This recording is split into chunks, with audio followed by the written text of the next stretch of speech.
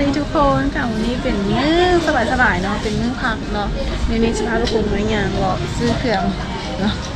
ตอนนี้เนี่ยอยู่ที่เจมส์เนาะอยู่สาขากับวันนี้มาอย่างรอบึงเครื่องก็จะพาทุกคนมาซื้อเครื่องนิดนึงแล้วเขาจะออกไปนั่งซิลกันเนาะบริษัทอย่างหลายค่ะอย่างมารอเบิ่งอย่างที่น่าสนใจในตอนนี้เนาะ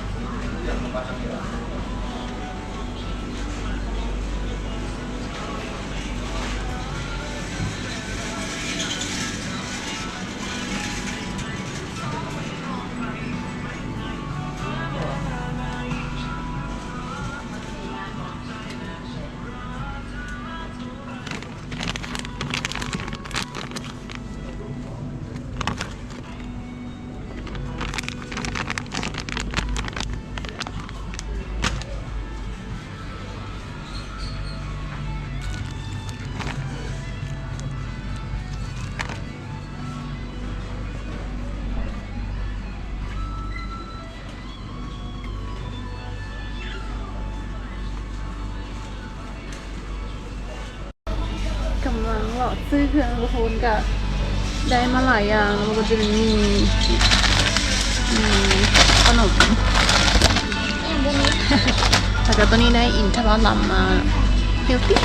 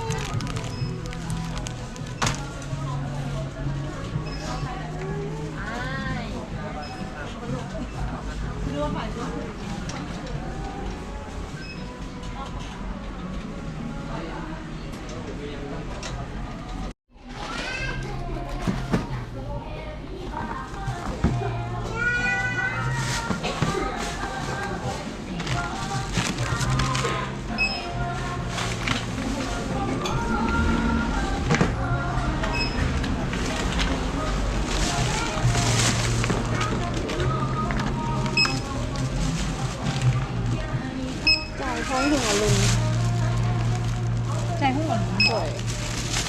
เป็นเด้อ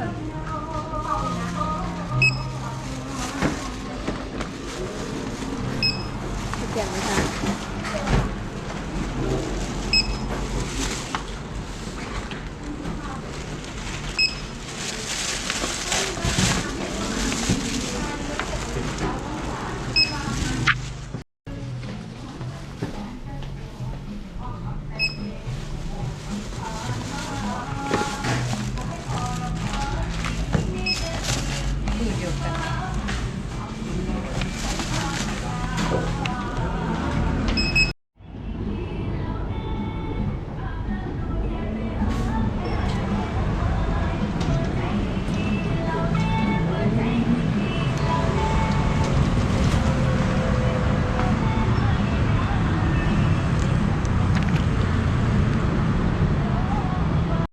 A few moments later.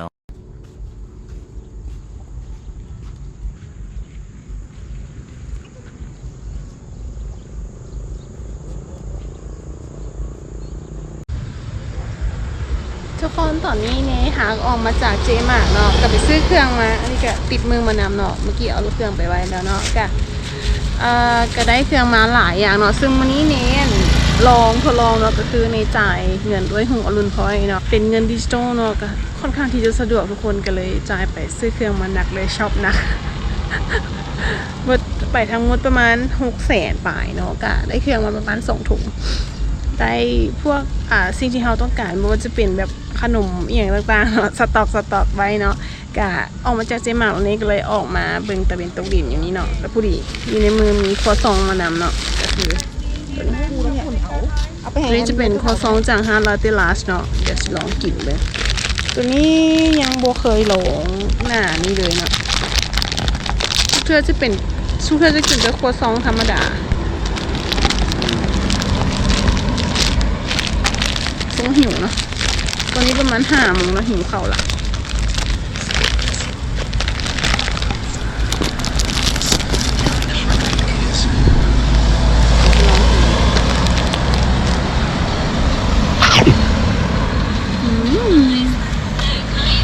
นี้จะเป็นแบบครัวซองแล้ว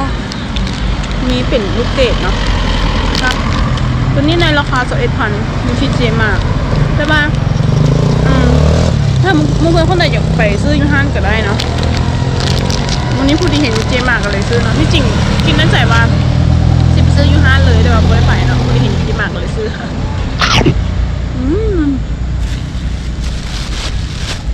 แล้วก็มีน้ำตัวนี้